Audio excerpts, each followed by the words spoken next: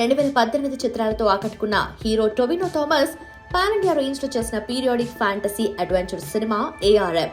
Tovino Thomas triple role play చేసిన ఈ cinema ఈ వారం ప్రేక్షకుల ముందుకు వచ్చింది. తరతరాలుగా ఓ గుడిలో ఉన్న విలువైన దీపం దొంగిలించబడుతుంది. ఆ దీపాన్ని ఎవరు దొంగిలించారని తెలుసుకునే ఓ సాహస ప్రయాణమే ఈ సినిమా కథ.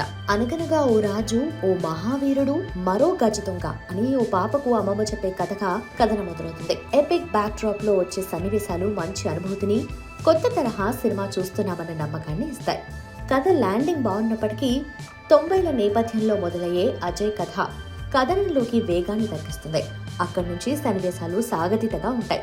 టొవినో థామస్, కృతి శెట్టి కథ ప్రేక్షకులని హత్తుకునేలా ఉండదు.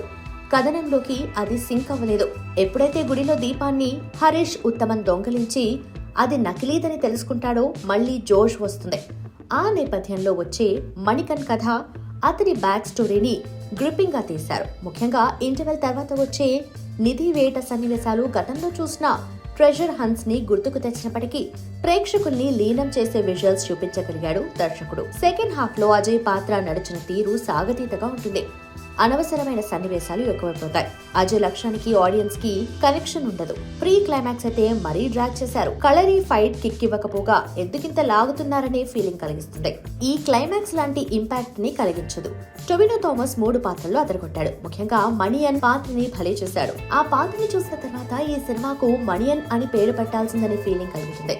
అంతలా కుదిరిందా క్యారెక్టర్. కృతి శెట్టి అందంగా కనిపించింది. అయితే ప్రేమ కథలో బలం లేదు. మిగతా నటులు కథకు తగ్గట్టుగా కనిపించారు. టెక్నికల్ గా సినిమాకి మంచి మార్కులు పడతాయి.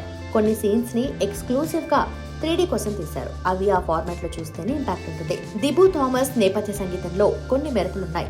చాలా సీన్స్ ని ఎలివేట్ చేశారు. జాన్ ఇచ్చిన విజువల్స్ లో మంచి క్వాలిటీ ఉంది. ఎడిటర్ పదును పెట్టాల్సిన సన్నివేశాలు కొన్ని ఉన్నాయి. గ్రాఫిక్స్ మరీ అద్భుతమని చెప్పడం కాదు, కానీ ఉన్నంతలో డీసెంట్ గా చేశారు. 3 కాలాల్లో జరిగే ఈ కథలో మంచి ఆర్ట్ వర్క్ ని చూడొచ్చు.